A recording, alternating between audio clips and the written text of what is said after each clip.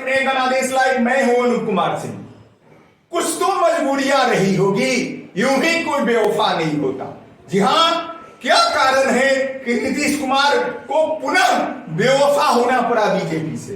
क्या कारण है कि बीजेपी इतनी बड़ी पार्टी होते हुए, केंद्र में इतनी मजबूत होते हुए, अमित शाह और नरेंद्र मोदी जैसे कदावर नेता होते हुए एक नीतीश कुमार को नहीं साध सके? जी हां, बिहार बीजेपी पूरी तरह से विफल रही इस मामले में और नीतीश कुमार ने पुनः बड़ा झटका देते हुए बीजेपी को अपना स्टैंड अलग कर लिया है। आखिर कई मुद्दे हैं जिसपे नीतीश की नाराजगी लगातार समय से चली आ रही है। एक सबसे बड़ा 2000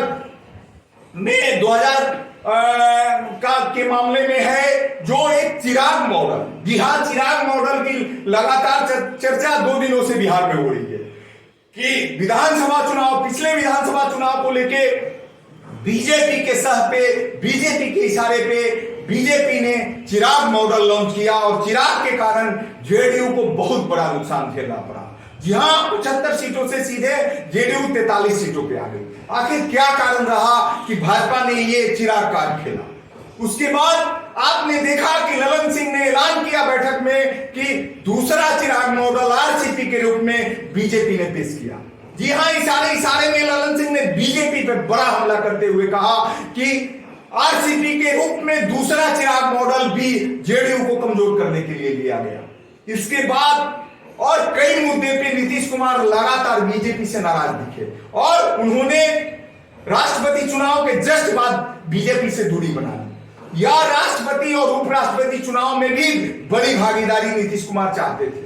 राजनीति में दोस्त दुश्मन अस्थायी नहीं होते। कब राजनीति की गोटी ऐसी होती है शतरंज के खिलाड़ी जैसे, शतरंज में जैसे सह और मात का खेल चलता है, उसी तरह राजनीति में सह और मात का खेल चलता है।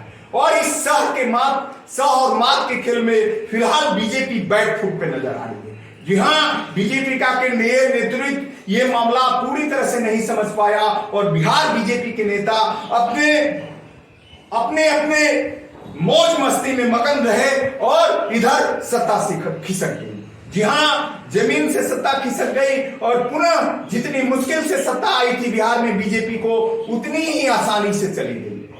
अब नीतीश कुमार को साधना बड़ी बात हो गई है और नीतीश ने पुनः अपनी उपस्थिति अपने चाणक्य के रूप में बिहार में और देश स्तर पर एक बड़े राजनीतिज्ञ के रूप में अपनी बहुमूल्य प्रतिभा को साबित करते हुए पुनः एक नया गेम किया और राजद के साथ जाने का निर्णय लिया। जी हां, बीजेपी से रिश्ता तोड़ते हुए उन्होंने ऐलान कर दिया है। सूत्रों के हवाले से खबर आ रही है, बस ऐलान करना बाकी है।